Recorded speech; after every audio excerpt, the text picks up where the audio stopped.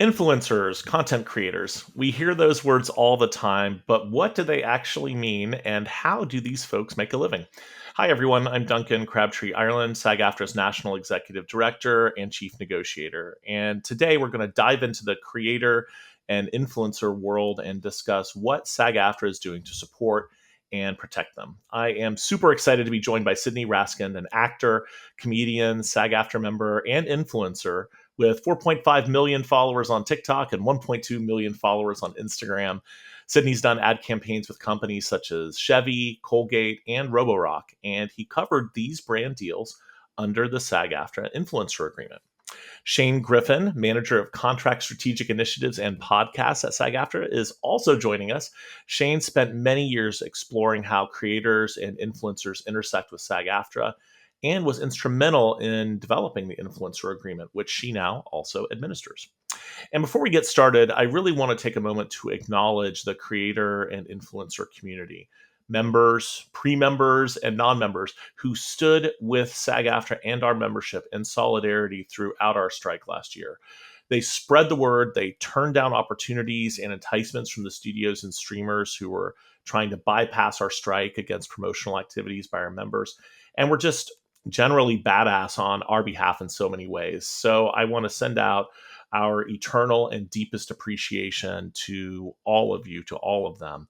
So now let's get on with our chat with one of those people. Sid, how did you rise to such prominence on TikTok and other social media platforms? Well, first of all, thank you so much for having me on this podcast, Duncan. This is really cool. How did I rise to it? I really just kept going. I think that it was just like a consistent attempt at different platforms and following sort of what I wanted to do in the world. I worked in digital media for a long time in the corporate world, but I always knew that since high school, I just sort of wanted to like make content on the internet. And yeah, so in 2021, I posted something I wish I knew before I was in my 30s. And those magic words sparked a whole community of people. And it was really, really cool. So it really all sprang from that idea, and that idea sort of propelled you into where you are. It is kind of cool to be able to trace that through line. Yeah. Yeah. I mean, it really was like just a constant thing. I mean, all of the social media platforms I've been on and tried to create content, video content for, and it was just one of those things where I was like, I knew that this was the thing I always wanted to do. A lot like many of the SAG-AFTRA members, it's just something that like we can't stop doing. And I think that's really just the key. It's just like keep on keeping on, Now I know, I know sometimes people call you and people who do the kind of work you do influencers. In fact, that's the name of our agreement for that Mhm. area. I also know some folks who do that work. That isn't their preferred term. What's your preferred term, and what do you think about the best way to describe, this sort of part of our work world? I usually say content creator.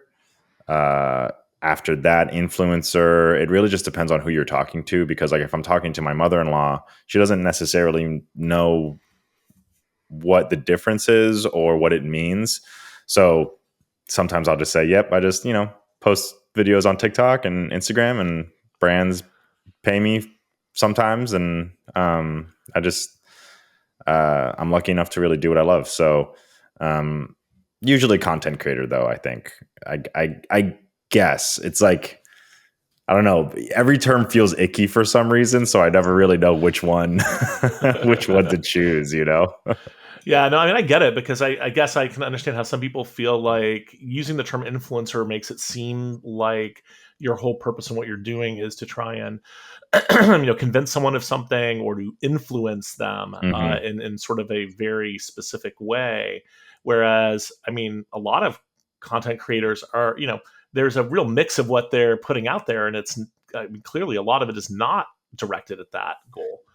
Yeah, I think that it's also generational. I think that I was born in '88, and so 35-year-old millennials, like hardcore millennials, right? I think that influencer comes with a lot of baggage. That term comes with a lot of baggage because in 2012 or in 2009, when it sort of like started, we were like, ugh, like, what is that? That's gross. Like, I don't want to be an influencer. What do you mean? But I was talking to someone who was in their mid to late 20s, and I said, oh, I'm an influencer. And she goes, oh, cool. That's great. So I think that like it truly is just sort of like a generational thing.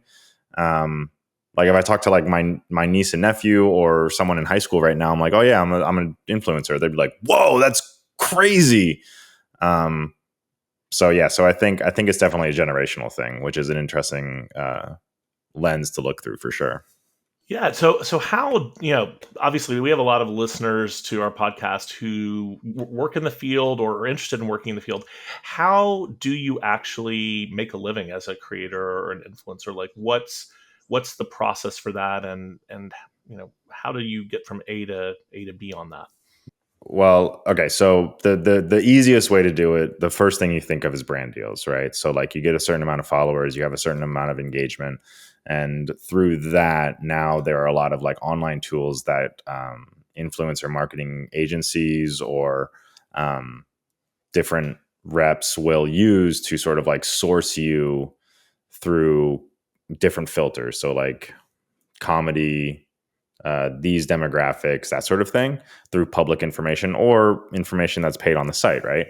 Um, and from there, then brands will reach out to me either through my reps or through my DMs directly.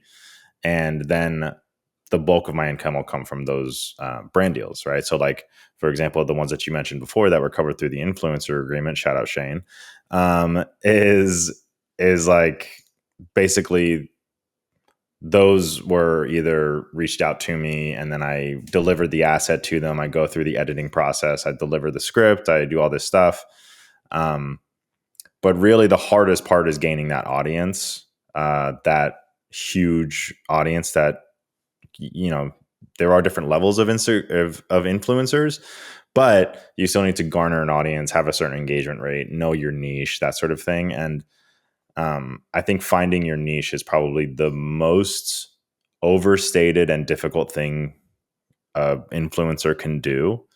Um, because I still don't think I have a niche, but I guess I do. And it's like one of those things where I didn't know I had a niche until someone put me on a panel of educators or a panel of life hackers or whatever, right? And it was just like, oh, I guess I have a niche. So yeah, so the A to B is really like not an easy A to B. A lot like I'm sure your listeners have gone through, right? It's like post a video, hopefully that pops off. It doesn't pop off. Post again for a long time. Find your voice, find your rhythm, find the thing you want to keep posting about. Hopefully it connects with an audience. Post about that some more. Garner an audience. Go viral a few times. Keep going viral, and then have an audience, and now you have brand deals. And then you can quit your 9 to 5, right? So it's like it's a very long artistic route of like, don't quit your day job, but this is what you want to do in life. And I think I answered that question. I think I did. Yeah, it's funny because your answer really resonates, I think, with, I mean, I've asked the same question of actors and other people within our, sort of our sphere. And it's really interesting to me how similar the response is, even though, Mm-hmm. I've heard so many creators and influencers say, well, I'm not an actor, but da da da da. But in actuality, the process that you're talking about sounds extremely similar to actors sort Yep. of finding their place in the creative world and having to put so much out there before things start to come back to you. And of course, the uncertainty of knowing whether what you're going to do is going to resonate with people and exactly how and whom it resonates with. I mean, and I also had to sort of go through a learning process of self, right? So like in 2012 when I moved to Los Angeles, I had already kind of like made YouTube videos and stuff, and I was like, I know I want to do this forever. But then through that process since 2012, I was in a sketch comedy group for, a long time. I took improv classes, right? I worked in a 9 to 5 YouTube media company job. I I did other things, stand up, here and there, like 20 seconds of stand up. It was like 3 months, I'd say, but it was something where like, I learned how to like let my words breathe, like speak for themselves, right? Script writing and all that stuff. And I think that all of that is so much of what I think a lot of actors and members go through is just sort of like, what else can I do to better myself in order to have this be the ultimate goal? Shane, I'd love to bring you into this conversation. And I know you've had the chance to work with so many different creators and influencers as part of the work you've been doing at SAG-AFTRA.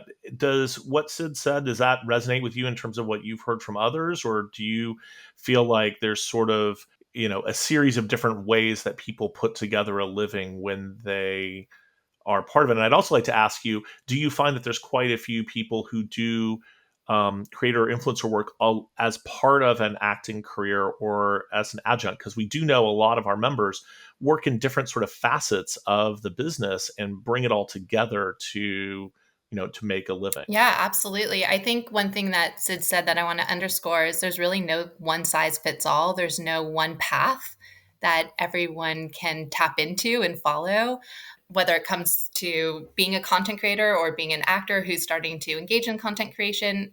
Everyone's looks different. Everyone's path looks different. But what we are seeing is more and more of our members are starting to become what I call influencer curious.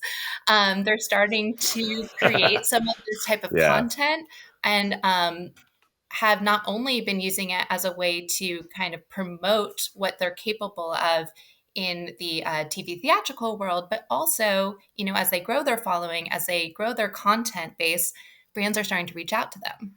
And that kind of lends itself to the question as to why did we create the influencer agreement, right? We created it because our members were starting to get approached by brands on social media to create this kind of content. And we as a union had to create a very innovative and thoughtful way for this work to be covered so that our members could actually say yes to these opportunities, but to do so, making sure they're covered under a SAG after agreement. They're earning towards their pension and health. They're not agreeing to predatory terms inside their contracts. So very proud of the work we've done and really excited to see more and more members, start to work in this space. That actually brings up a really interesting point, Shane, who I thank every single time we're on the phone together, for Me too. making That's sure. another thing we have in common. Yeah, I mean, truly, like Shane, Love you guys. oh man, so cool. Members that are influencer curious, being able to Yes. pay their pension, being able to pay their healthcare, doing all this stuff, and like being approached by brands and sort of going like, "What do you mean? Like, I don't want to be taken advantage of." And yeah, I think, yeah, the influence agreement and the influencer waiver, which is both, and they kind of like coexist each other, I think just absolutely changed the game. And I've been telling everyone about it. Yeah, and I mean, just piggybacking off of that, one thing that I always try to relay to folks is if they don't have teams around them who are well versed in influencer brand deals, it really behooves them to have tools in their toolbox as to how to navigate in a very smart manner, right? And to not Mhm. agree to things in perpetuity, to not sign away their likeness for all media now known or hereafter developed, which drives me insane when I see in contracts. Yeah, And it's that's one of the crazy. things I'm most proud of SAG-AFTRA putting together is that kind of support for folks who are now navigating this space but have not yet graduated to having managers and agents and lawyers who can help guide them.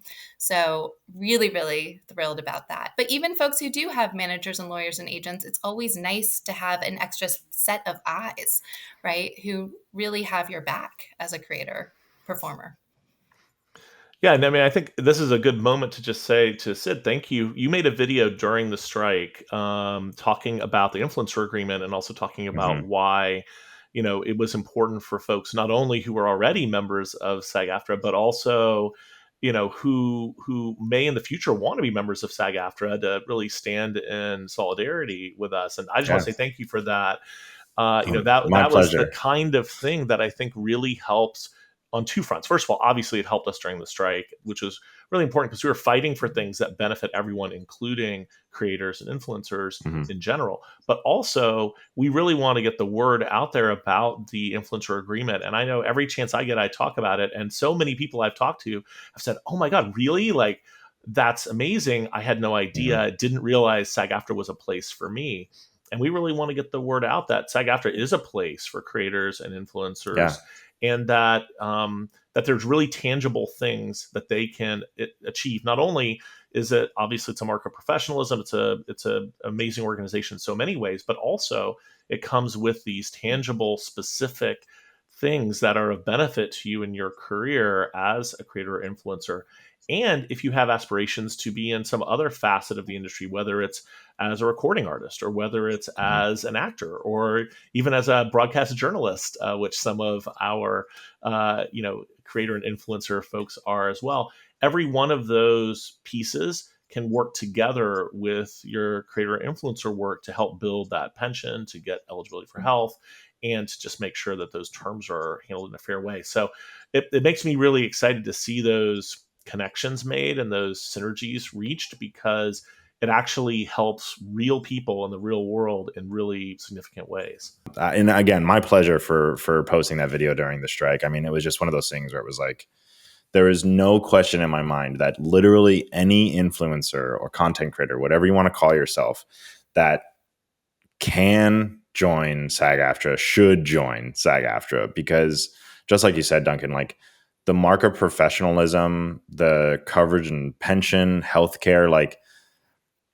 I mean, I would honestly say like the mark of any career, especially in America, is like health insurance, right? Like you have healthcare. Like that's crazy, right? And I think that the moment that I could really like do that and just like put my daughter on my health insurance, that was such a cool feeling. And like I'm pretty sure I cried. I'm pretty sure I texted Shane like, "Hey, just to let you know, like this is I wild think to I me." cried too when you Um, texted me that. yeah, because it was also like a kind of, I don't know, it was just like a big moment for me. Like, oh my gosh, like I'm really like a professional. And yeah, just sort of like setting all that up. But especially during the strike, I was like, I saw the writing on the wall. I was like, this is the moment where every single streaming platform, movie platform is going to go, okay, well, we can just use influencers. And I was like, dude, don't do that, Yeah. because you don't need to. Like, you really don't need to. And to the influencers, not to the movie studios. But but like, it was just a really big thing of like, I needed to make sure that everyone knew about this agreement, that everyone knew that don't be a scab, and that sort of thing. And yeah, I proselytize every chance I can. Seriously, like any single chance I can. I'm like, hey guys, do you want to join SAG-AFTRA? They're like, I'm not an actor. It's like, but that's fine. That's okay. Like, so I think I just, yeah, I love it, truly. No, instead, I That's think you amazing. touched on something really important, is something that I hear oftentimes by creators is, but I'm not an actor. SAG-AFTRA is for Yeah, actors. And I think what's really important is to say, no, SAG-AFTRA is for professional performers. Whether they're singers, yes, dancers, puppeteers, voiceover artists, broadcasters, you name it. So far, I apologize for anyone I missed out on naming. yeah, But we are here to represent people who are in front of a camera, behind a microphone, right? And so, what I think yeah. when we kind of invite folks to be part of this community, this mighty, beautiful, talented community, we're only stronger for it, right? Yeah. Well, and also one thing that you pointed out too, Shane, was like the seats at the table that we don't usually have, right? Like the voice in higher bodies of legislation, right? And I think that is something that the power of being in a union, I think, is understated sometimes. The fact that I can say something as an influencer, as a content creator, and it has a voice inside of something as massive as SAG-AFTRA. I mean, unions, they've been trying to make unions for influencers since influencers started. And I think that it's just an incredible I don't know. It's incredible. It's incredible to actually have it, for sure. That is so great. You know what? I'd love to talk a little bit about the influencer agreement itself. So let me just say to the listeners, don't worry. We'll keep it focused and short. It's not going to turn Sorry. into an hour on the terms of the influencer agreement. But I do want to just make sure people, have an understanding of what it covers, first of all. So maybe I can ask both of you to just comment on what it is that the influencer agreement actually covers and what kind of work you do as a creator or influencer that falls within that agreement. Shane, that's all you. I mean, you're the... All right, I'll start and Yeah. you pick up where I left off. Okay. But yes, thank you, Duncan. So essentially what the influencer agreement is built to cover are brand deals in which the advertiser or ad agency who are not signatory to the SAG-AFTRA commercials contract approaches a creator to do this kind of advertising content where the creator is being hired to create, produce, perform in, and distribute the content on their social media. The other thing is the brand can also put it on their social media, but it can't migrate onto like Hulu or any kind of pre-roll or let's say movie theaters or gas stations, which we're seeing folks try to get into their That happened to me contracts. before. Yes. Yeah, Shane, that I told you this, but that happened to me before I joined SAG-AFTRA, and I was like, oh no. Yeah, exactly. And those are things that we look out for. And when we do see that, we have a conversation about what are the appropriate ways to make sure that work is covered and you're compensated appropriately, and so on and so forth. But it's really, really meant to be that very narrow type of advertising content where the creator is the one person shop for all things, for the production, the distribution, the creative, all those things. And we created a very unique pathway for the creator to cover this under a SAG-AFTRA agreement so that they can use their business entity to be the official signatory for the project instead of relying on these non-signatory brands or agencies who might be a little SAG-AFTRA skittish at first, because we never want a creator to be in a position where they have to turn down work. So that's kind of why we created this very unique way of coverage.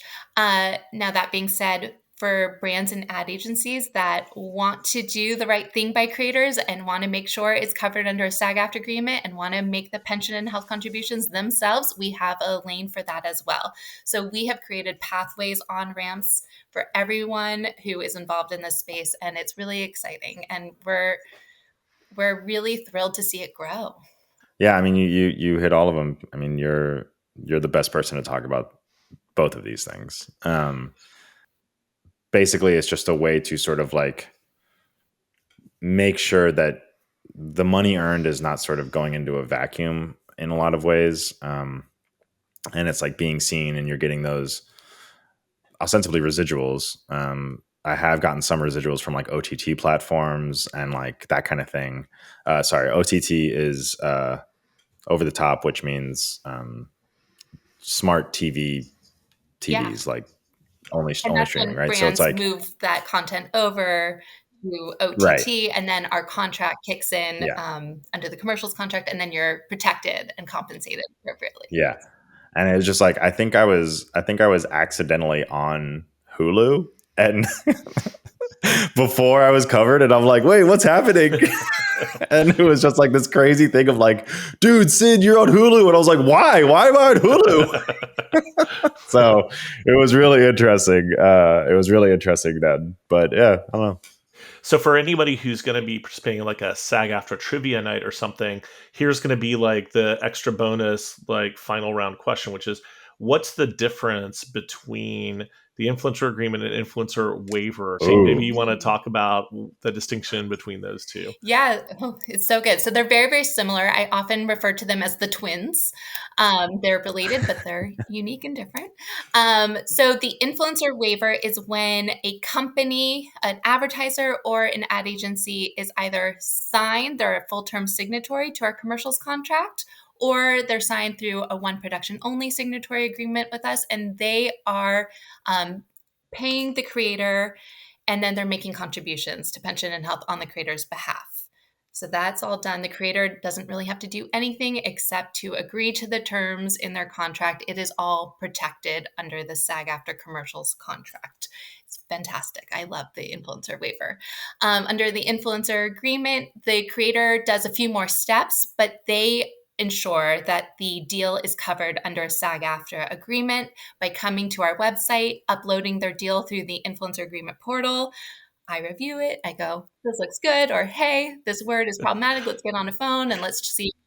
I get you get an email from Shane or something that says, "Hey, this looks. Wait, can we talk about this?" And you're like, "Oh God, what did I do?" It's never like that. It's meant to help. But and then the creator is able to make sure it's a SAG-AFTRA covered project, and they're able to remit pension and health contributions on their own behalf. And make sure that their brand deal is helping them qualify for health insurance and benefits. And they're also not agreeing to terms that are predatory. That I cannot emphasize that enough. I see them every day. Yeah.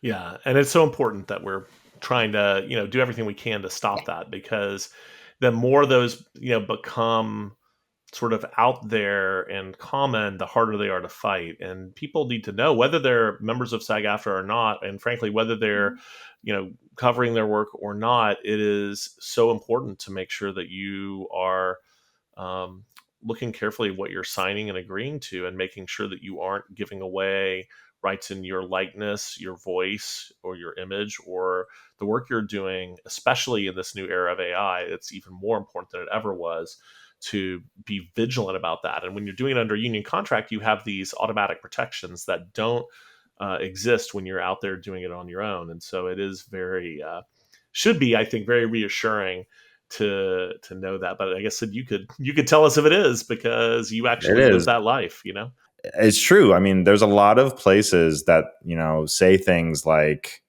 allowed to distribute forever. Even if it does happen, I can go like, oh, this is bad, and the union will be there to help. And I think that's just, it is such a relief. I mean, it really, really is. Absolutely. I'd like to track down what lawyer in the industry originally came up with this, in perpetuity throughout the universe by any technology now known or hereafter invented. I mean, someone wrote that at some point, and I'd love to.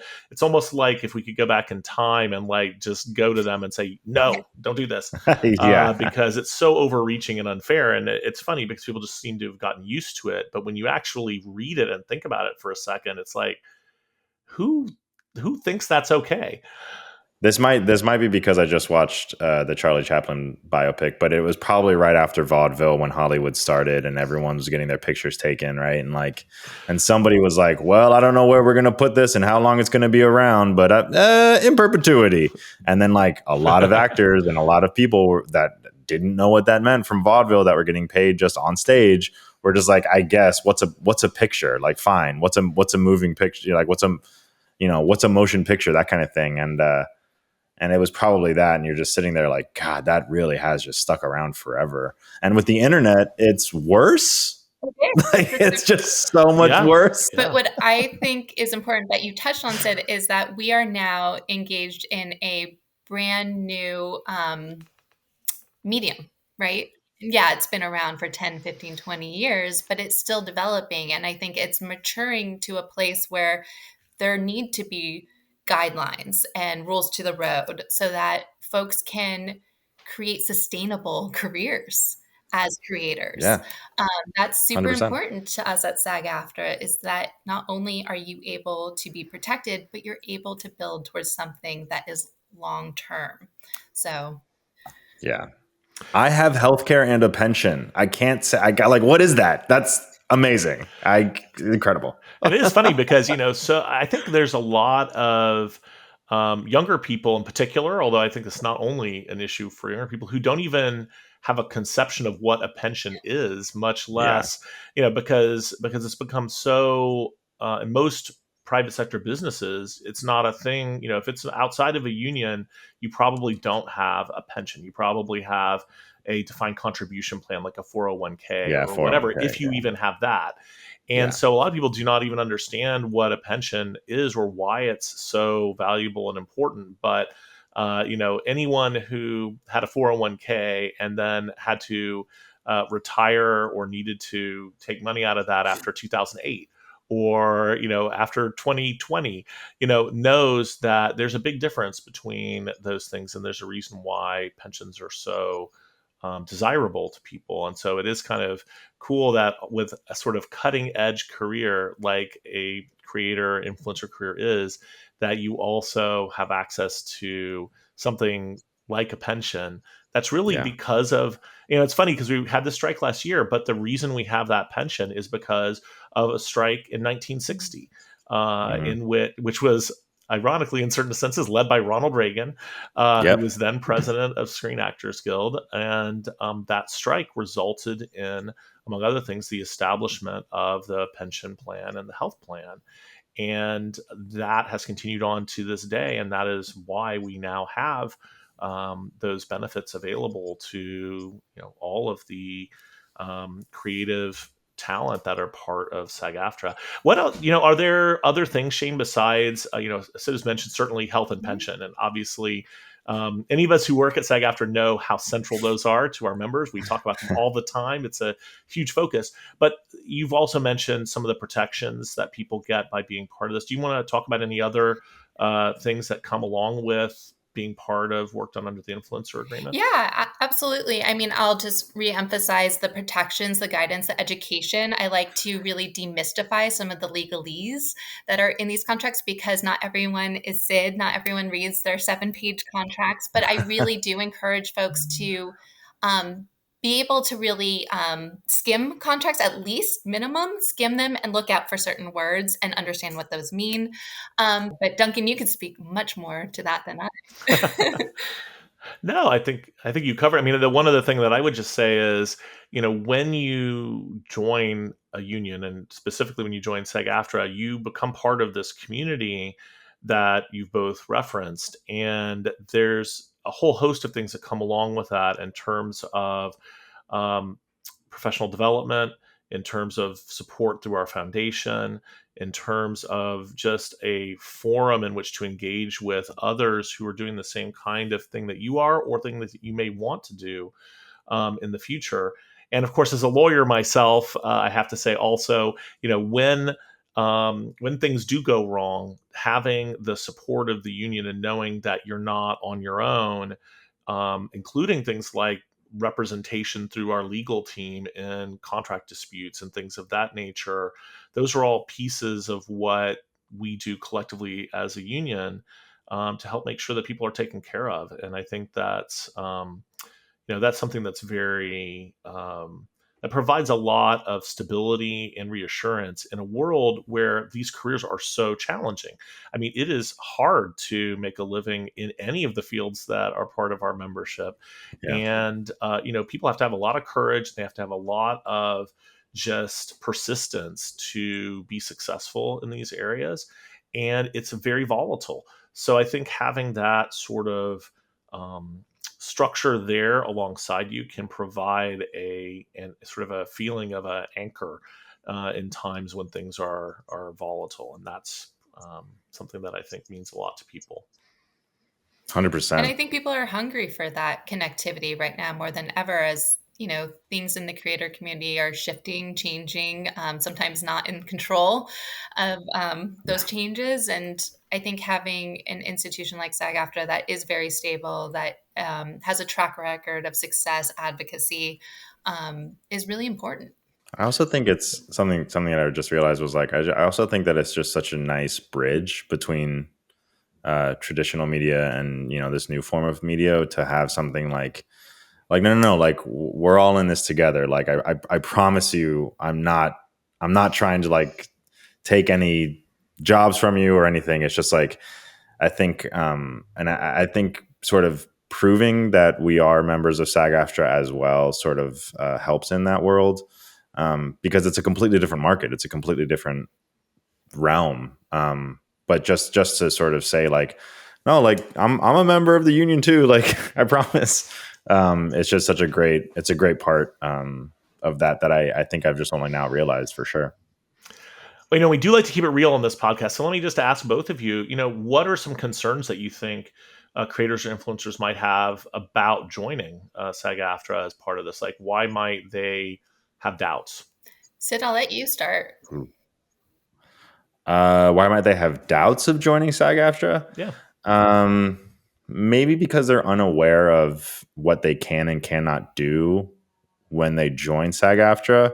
Like, I think that there's a lot of question around, and I've asked Shane many, many times what the quote rules are, right? But like, I think that that's something that I don't think people really know how to go about finding out.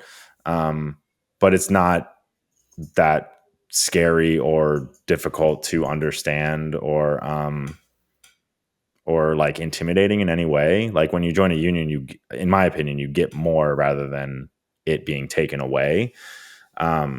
So I think that's kind of like where the timidness comes from, right? It's like, oh God, is SAG gonna, is SAG-AFTRA gonna yell at me if I do a certain thing a certain way? And it's like, whoa, pump your brakes. Like, it's okay, everything's fine, So I think that's it. I think that people are a little bit nervous about like the freedom of, the flow or whatever. And it's just not the case. So that's the biggest thing that I've heard. I don't know if Shane, if you've heard something different. I think you're totally on point. There's still some confusion, some hesitancy as to like, it seems simple, but is it? I think there's a fear of having to turn down work that is non-union. But what I always try to meet them with in that is that we developed the influencer agreement for that very reason, is that you don't have to turn down work when the advertiser is refusing to talk to SAG-AFTRA. We can find a way to make sure it's still covered. You're still able to move forward with this project, but you're still protected and earning towards your benefits and making sure that this is in line with everything. It's fantastic. But again, it comes with the conversation, the education, and we never want to box people out of work. That's not our goal. Our goal is to invite more work into coverage, right? So we're always looking at ways to make that work. Exactly. And I think that when you do the agreement, not the waiver, but the agreement, when you can act as your own entity, that is really the door opener. That's the moment where you don't have to worry about the things that Shane and I just talked about. When you can really go like, oh no, I am myself doing this, because that's really what an influencer is. That's what a content creator is. It's that person that's doing all of it, and now you can do even more. So I think, it's just a eye-opening experience more than anything. Yeah, I mean, I think that's probably if I had to pick one of the most innovative feature of that agreement, that would probably be it, because that's not something we had really done before. But with Shane and the guidance of others within our team on both the staff and member side, we found that path, and I think it's been really helpful. I'll throw in one more reason people might be, doubting or whatever, which is there is an initiation fee, and it's not inexpensive, but you only have to pay it once, then and then you're good for life. And the ongoing costs of being part of the union are not particularly high once you get past that initiation fee hurdle. You know what? The initiation fee, I'll just piggyback off that, Duncan. The initiation fee is less than the cost of healthcare for a year if you're not in the union. Way less, I think. Depending on how old you are, way less. That is right. So when you gauge it like that, it's like it balances. Trust me. Yeah, definitely. So before we wrap up, I do want to just ask you, Shane, how can members find out more about the influencer agreement, about if they are already creators and influencers, how can they connect with you and the team? If they aren't already, how can they get more information about this area? So we have all these resources and all this information on our website at sagaftra.org, but I always encourage folks to just reach out at influencer@sagaftra.org, and we will take such good care of you. We answer any question you may have, big and small. Literally here all the time to help. So reach out. That is great. And Sid, they can find you. I know they can find you on TikTok at Sydney Raz, because I find you on TikTok at Sydney Raz. Also, what's your Instagram handle? Sydney Same. Raz all over the Oh, that's internet. great. SIDNEYRAZ. Just one brand name for it all. I even have sydneyraz.com. That's So perfect. it's yeah, I was lucky enough to do that super early on. And then since I've been in the social media world so much, like every single social media platform that comes around, I'm like, Sydney Raz. So And that there's yet another practical tip from this podcast then. So I just Yep. want to thank you so much, Sid. Thank you, Shane, for being on the podcast today. I think this is a really, really great conversation. And, I'm really excited for more of our members and just people outside of our membership in the creator and influencer community to know more about the influencer agreement and to really understand that SAG-AFTRA is a place for them as well. And that we are all here really fighting the same battle, which is a battle to make sure that creative talent and creative professionals are respected, that they're treated fairly, and that they have the kind of protections that they deserve. And so that's what it's all about. So on behalf of the whole team here at SAG-AFTRA, we want to thank you for watching and see you soon.